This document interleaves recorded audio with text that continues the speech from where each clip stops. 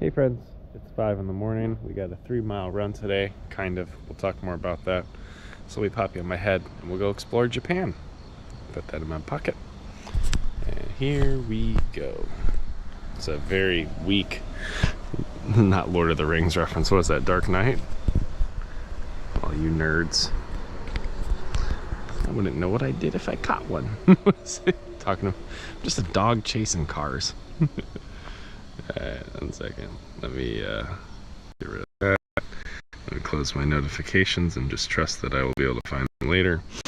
Alright, so I'm gonna go to running app.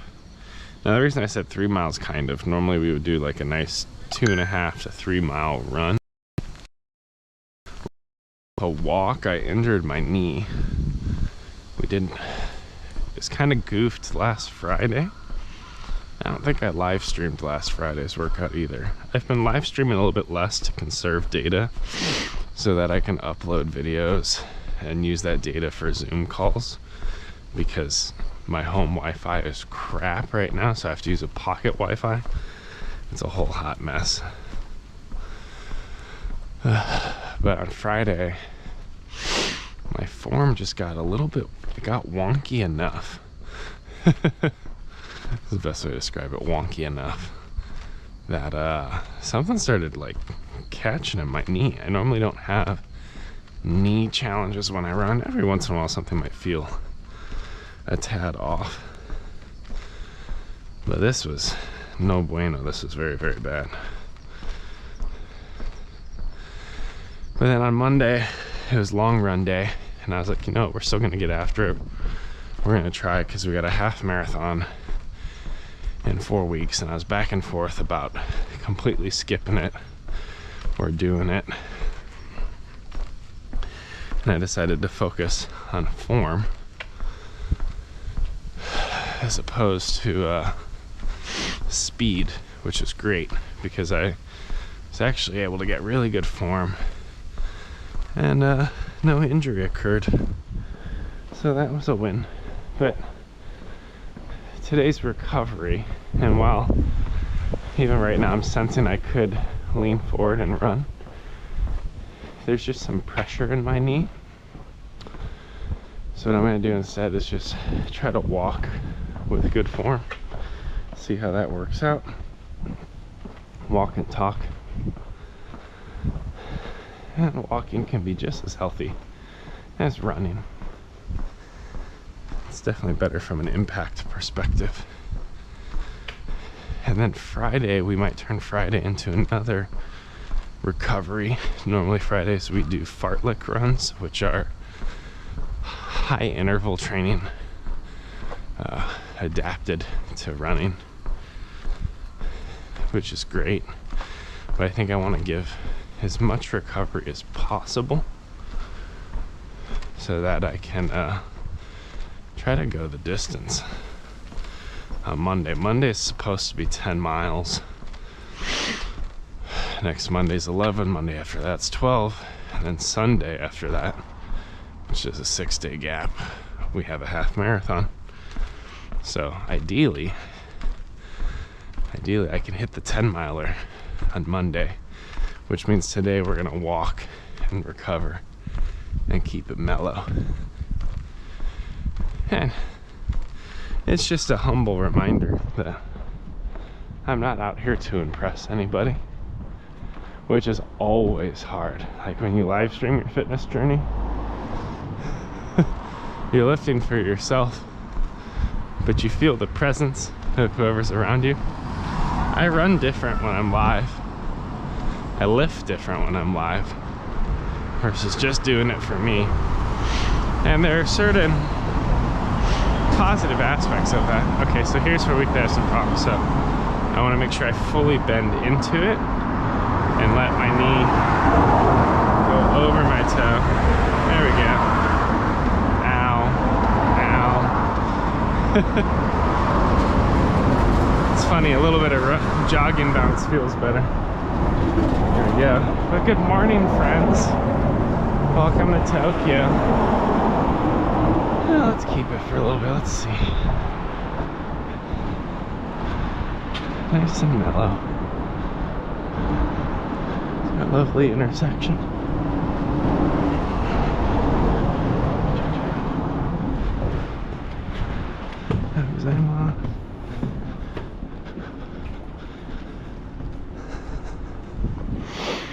Let's see if we could get a little bounce going.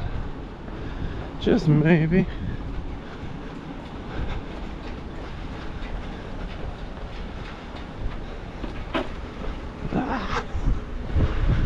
I don't want to be in too much of a hurry.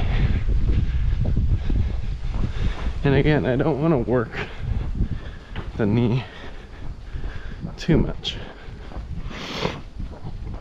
I want to keep things nice and mellow.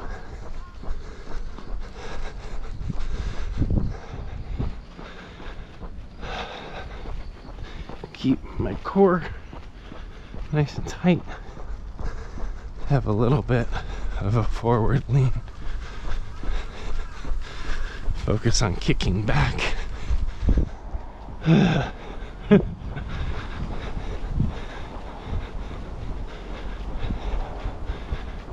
yeah, the left knee's definitely a very interesting challenge, so we'll see how this all pans out over time. But thanks for hanging out, friends. Welcome to DadBod Fitness, where I make running accessible to your average Joe, to folks who are heavier set, have pre-existing health conditions or prior sports injuries. I have a very pragmatic approach to fitness, health, and wellness. For those of you can't see me, you can see what I'm seeing, but I'm 6'3", about 300 pounds, and I run long distance. I do half marathons. So I think it is possible for larger folks to be included in these really cool events. And there's ways to run with safe, good form in such a way that it doesn't damage your body. And I live stream just to, you know, bring you into my world, let you see a slice of Japan, for me to have somebody to talk to, because a virtual running buddy is the best. You know, and while it'd be really cool to physically run with people and chat someday, and who knows, maybe I'll find some crazies who want to wake up with me and go on runs. Hasn't happened yet, but I'm hopeful.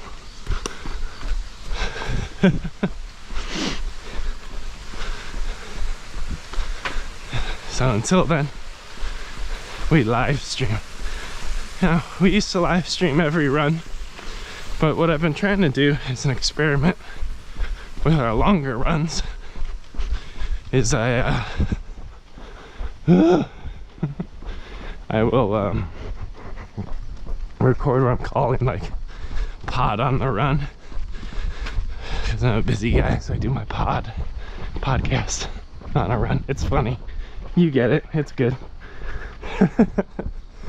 So basically I give you the first person view, but whenever I'm running I kind of put it in turbo mode so it sounds all whooshy and fun. And then at each mile, pop the camera off, go for more of a Goggins style, and chat about something, whether it's leadership, fatherhood, Japan life. I've recorded a couple of them, haven't put them out yet, but just the story of my life. I'm sitting on a sea of content and hopefully getting an editor in the game, which is going to be epic. So I just got to prioritize that. Whew. Alright, we're gonna walk for a minute. The impact's a little high, so everything we're doing, I'm like really paying attention to my left knee. So I'm actually gonna do a couple deadlifts right here. Yeah, form's not perfect.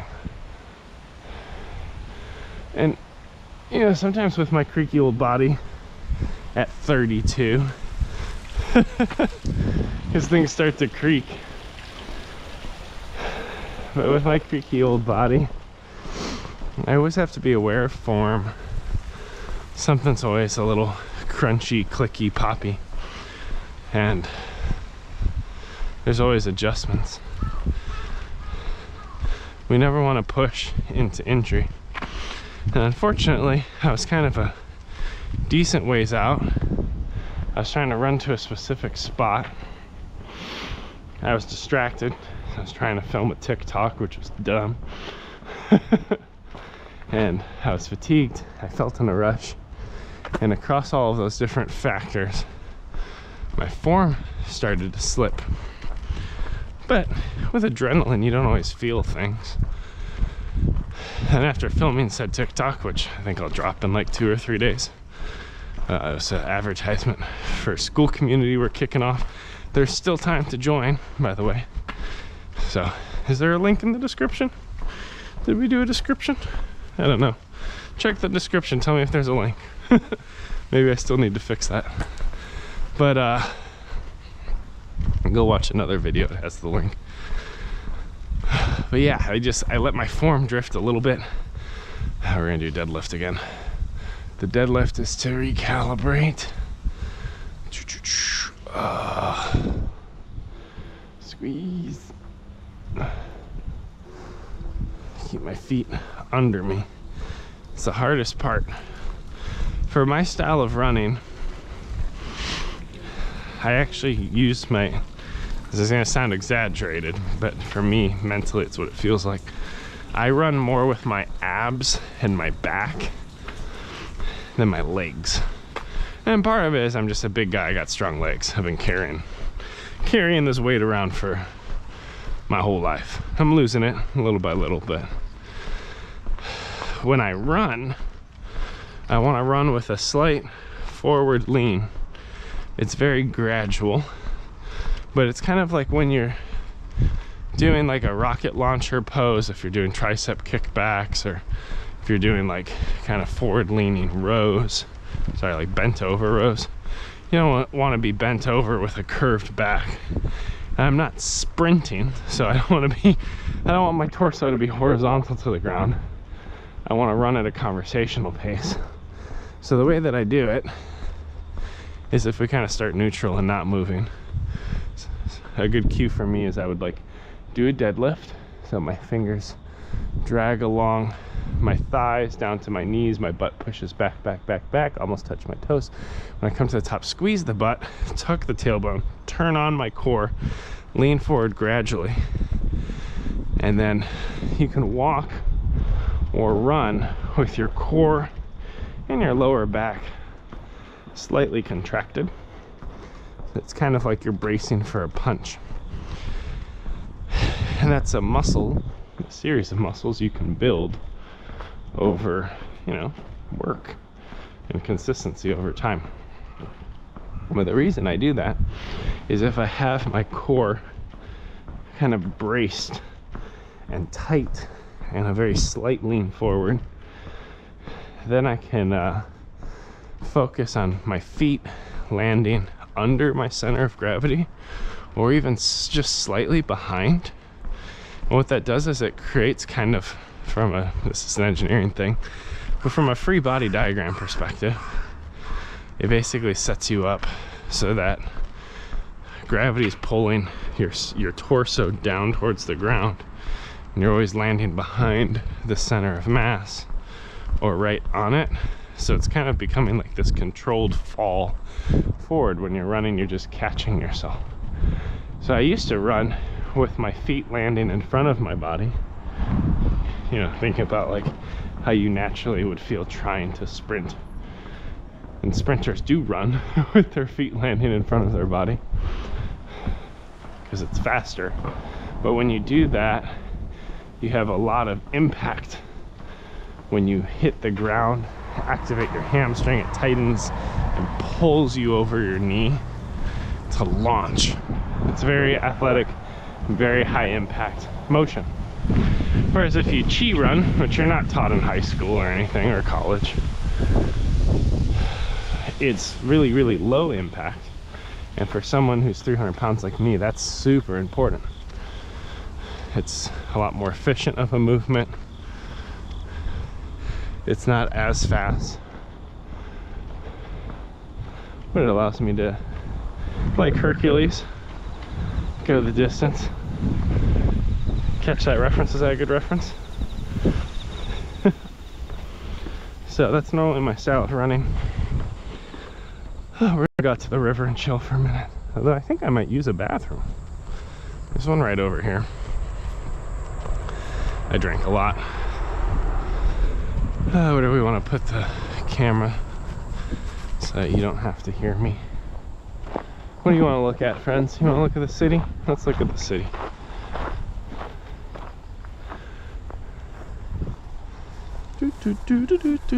It'll only take me like 12 seconds. So hang tight, friends. Battery pack. You're all running through this Wi-Fi router. Isn't that crazy? You're going from my head through this little machine on a battery pack up to some satellite and then God knows where. Probably America, but our audience is everywhere. All right, I'll be right back. Give me 20 seconds.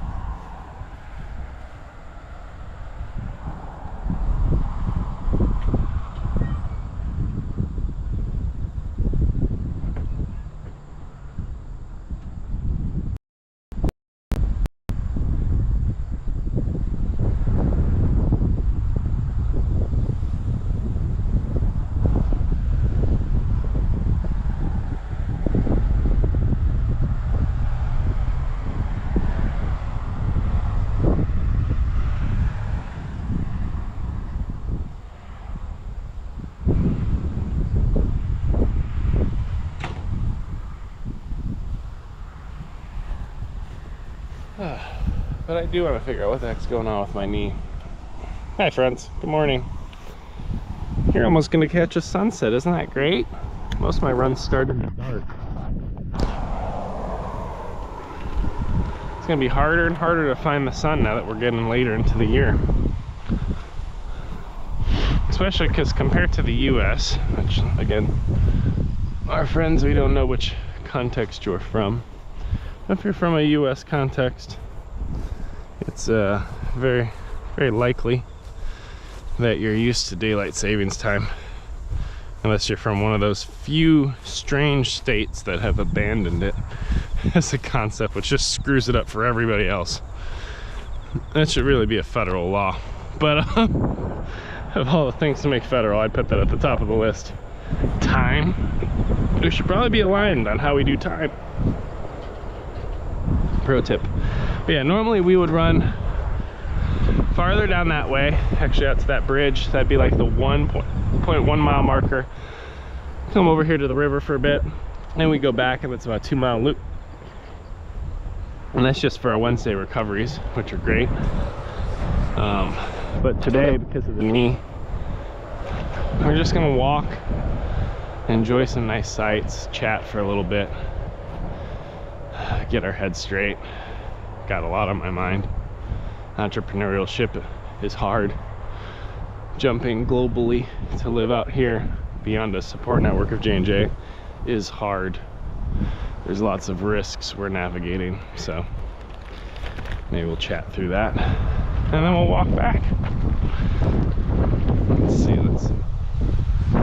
Ooh, I kind of want to stay perched up high. I normally don't do that. Let's come up here. But yeah, there's something going on with this guy. This grumpy old knee.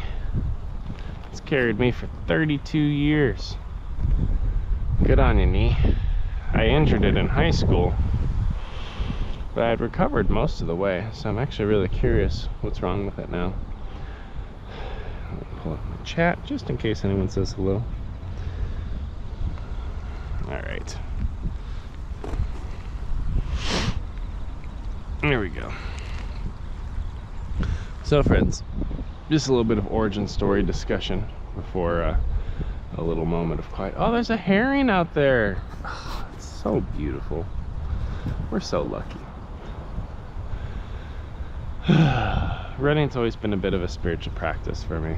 Come from a faith-based context, and I had a lot of injuries a couple years back. I mean, I still carry them. They're just the way that I've managed it's different. So I had really debilitating pain. I'd wake up every hour and a half to 2 hours. Seriously, like that bad. I couldn't roll out of bed. Every movement was excruciating. And then when I got out of bed, I'd put on my socks and shoes and make myself run through pain until things kind of equalized. Not a good practice, but a practice I did. In parallel, I was seeing multiple physical therapists. I worked with a sports trainer. I was seeing a spinal surgeon. And I have 2 compressed discs at my L4 and L5 that push on my spinal cord. And I was getting epidural injections in my spine, you know, similar to if you were delivering a baby, every other week. And that was kind of like my bottom, is I'd wake up in pain, I would go and run half a mile, I'd sit on a bench and wrestle with God about why the hell everything was so hard in my life. And then I would walk, run, hobble back, do my day, and I looped that for 2 to 3 years. And then moving out to Japan, had another physical therapist I was working with, and actually started training for half marathons, and was able to get my core and back strength figured out, my posture right. And I ran my first half marathon starting down by that bridge way over there, ran along the straight all the way back, and that was kind of what initiated DadBod. I had been live streaming fitness for a long time, but this is really the first time where I was able to actually find something I had lost and trying to figure out how do I give that to other people. So what I like to do on Mondays, I do my long runs. Fridays we do our interval training, which sucks. But on Wednesdays I like to live stream these, and in the middle I shorten the distance and stop and just have, you know, for 5 minutes pray and kind of process the journey, you know, where I started, where I'm at, where I'm going. And I like to share that quiet space with folks online, because we live in a swipey culture. Life's very busy. So providing a moment of digital stillness for you is kind of the goal of this, to just enjoy some river sounds, a little bit of traffic at 5:15 in the morning. So I make it accessible, you know, across interfaith spectrums. If you want to pray, or for inner spirituality, if you want a moment of mindfulness, or, you know, neither of those, if you want to just look at the water and contemplate how we're all star stuff, whatever works for you. But we're at 5:24, so at about 5:30 we'll pick up and head back and chat a little bit more, have some fun, see some Japan. But enjoy your life in process. For instance, this is a bridge. It's not a bridge yet, but eventually it'll cross over and connect, and maybe that's what my life feels like in this season. We're still under development. We have a plan, we're laying down pillars, but the work's not done. So maybe that's what I'll think on for today. Enjoy, friends.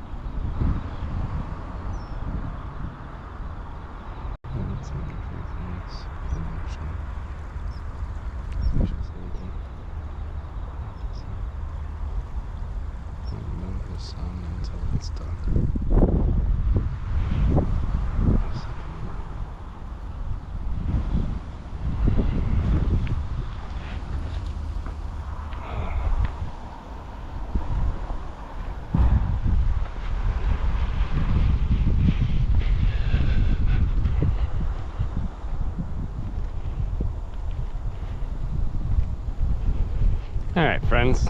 Hopefully that was enjoyable. Sorry for the wind sounds. Now, from what I understand, the GoPro can kind of filter it, but it's not perfect. But for anyone who's new, because I know people cycle in and out, welcome to Tokyo. It's a wonderful place. That's Kawasaki across the river, if y'all feel like swimming across. And normally we would do like a 2 to 3 mile recovery run today, but my knees aren't what I need them to be. What I need them to be. that's a knee slapper. I can keep going. No, they're not what I need them to be though. So we're walking today, still getting out on our body, still getting moving.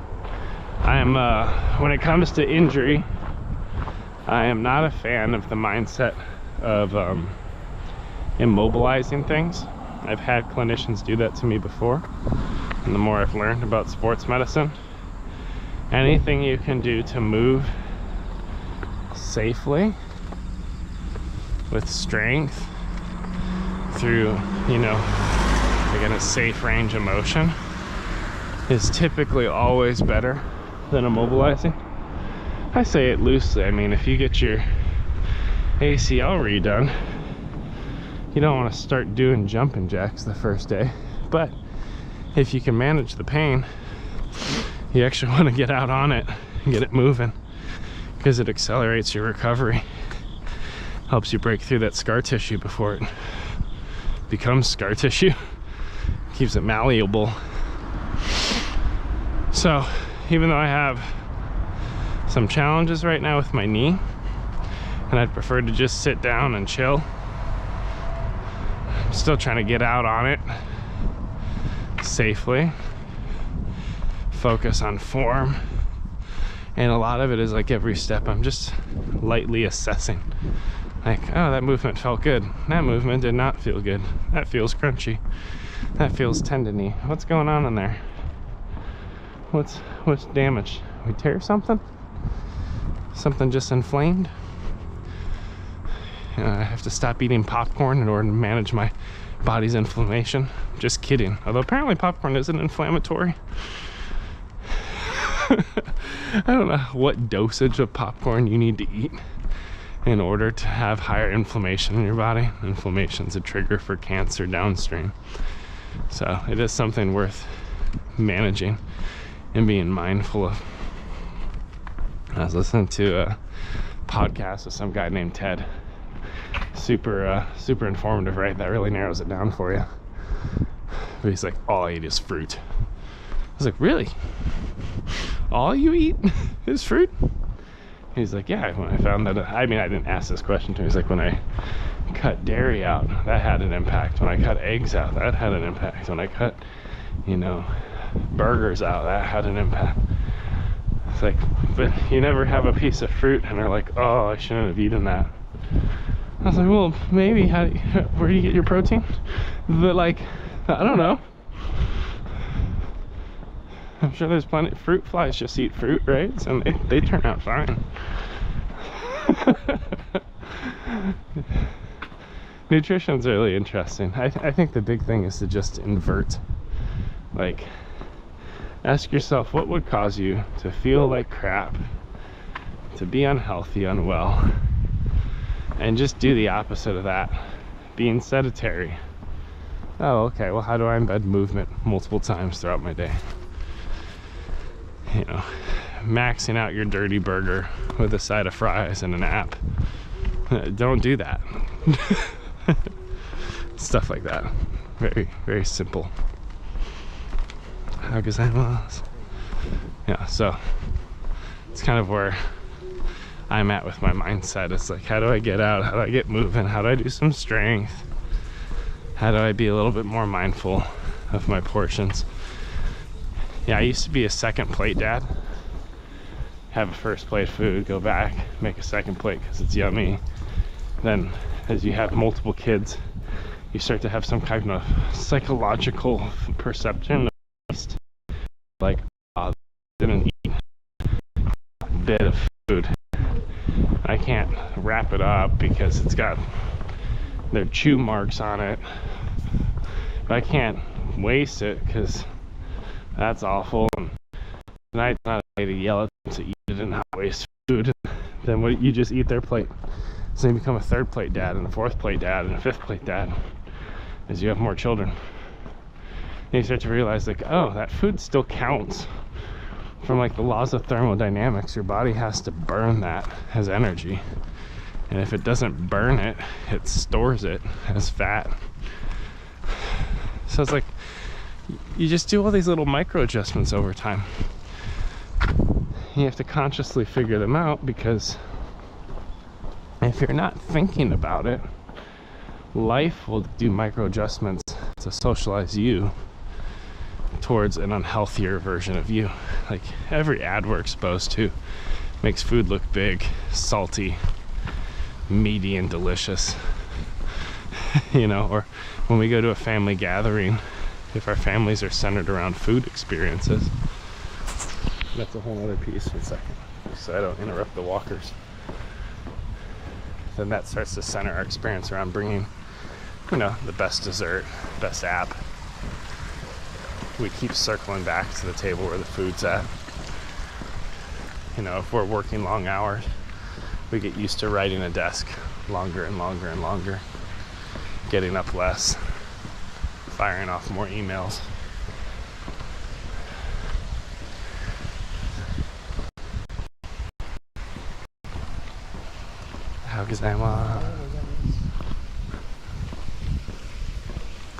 So experientially, as we just learn how to live, we're often learning it in a way that actually makes us die faster, just because of the circles we're in, the way that things naturally occur. And health and wellness and fitness, in some regard, is hard, difficult, uncomfortable, restrictive, not necessarily fun, depending on your definition of fun. For me, my definition is it's fun when it's done. Like when you actually complete something you've worked really hard on, you feel good about it. So over time, all the ways we're socialized towards seeking comfort, pleasure, actually bring us greater pain. And all of these habits are just, again, like culturally normative. But if you look at it like Americans, we're dying at disproportionately higher rates of preventable diseases. Heart disease. I don't want to say cancer is a preventable disease. There's a lot of aspects of cancer that are genetic, a lot of them that are time-based, but there's also factors of lifestyle that increase the risk. You know, smoking a whole bunch of weed every day, probably not very good for your lungs, right? But also just from a lifestyle perspective, if you're obese and develop cancer, you're more difficult to treat. You're in a different risk profile. So maybe the cancer wasn't determined by your obesity, right? There might not be a direct linkage there, but a negative outcome of surgery, that's an issue. Or if you get lung cancer and they have to resect a portion of your lungs, you now have lower lung capacity, but you're trying to breathe to get enough oxygen to pump through that heavy frame. So probability of you living well after that, very low. Ooh, ouch, that one got me. Working on the knee. Working on the knee. Finding the right range of motion. Figuring out where that sharp pain is. We might be walking our half marathon. We'll see. We'll see where everything lands.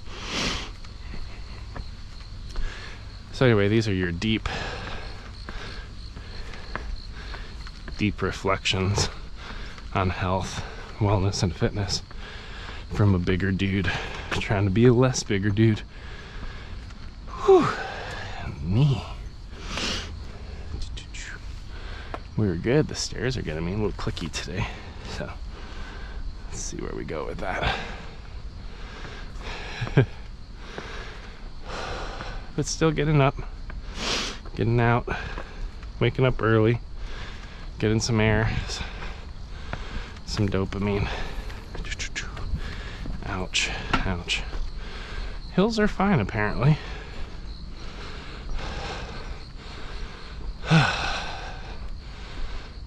That motion through the stairs was unpleasant. But also, because we seek comfort, we also start seeking quick fixes from pharmaceuticals, getting surgery after surgery, and all these things. Often, even though I work in medical, by the way, friends, like, they don't necessarily provide a fix, or at least not guaranteed. For instance, there's a percentage of every single procedure for a gastric bypass or sleeve gastrectomy, where while you're constricting the size of the stomach, people can still balloon or expand it. They can still habitually overeat. So there's a lot of folks that still don't see the weight loss, because even with the physical help of, you know, suppressing appetite by shrinking the stomach, they still drive right through it, and they still keep gaining weight, and now they're at a higher risk because they have a smaller stomach. So we don't go after the behavioral change, we go under the knife thinking it'll fix it. And for some people, by the way, I want to be careful.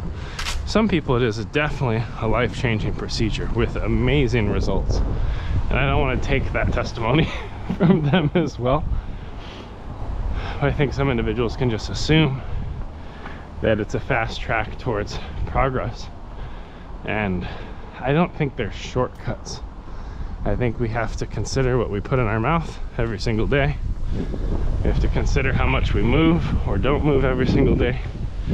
Like, you just got to do the math and recognize that our choices in many ways can determine our outcomes from a health and wellness perspective. So I woke up at 4, I rode my bike out here, and even with an injured knee, I got moving because I don't want my knee to lock up on me,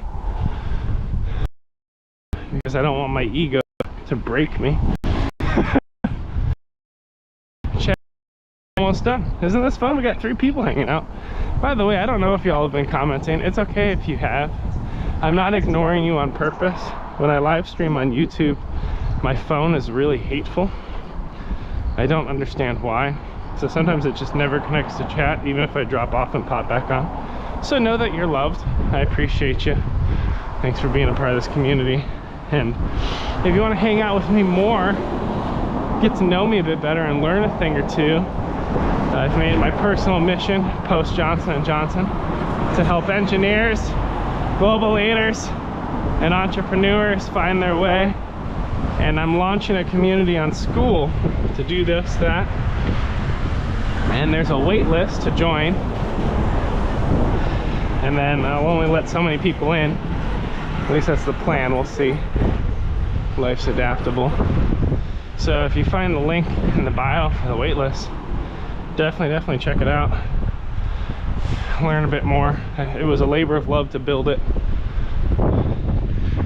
It is expensive, I know that, so it's not accessible to everyone right off the bat, but I did a lot of price interviews with certain people to figure out kind of the right threshold. And then my plan, though, to make equitable access to it is to put a portion of the content I make out for free on YouTube, because I'm rolling out different classes on engineering, leadership, family, career advancement. Each class, each like lesson or module, each class, there we go, finding the words, each class will have like 9 modules, and each module is like a 20-minute video with me rocking a digital whiteboard. There's a couple videos on my profile already, and I'll basically put out 3 to 6 of them for free, kind of gauging that. I want to be very transparent with it. And part of it is put out content that's really good. It'll grow the YouTube channel and people will migrate to the SKOOL community just to have greater proximity to both me and community. So if you can't afford it, no worries. Subscribe and click the little bell, because I'll be trying to drop at least one class a week, maybe two. We'll see what cadence I can hold up. Right now I'm kind of averaging 2, which is pretty neat. And then what else?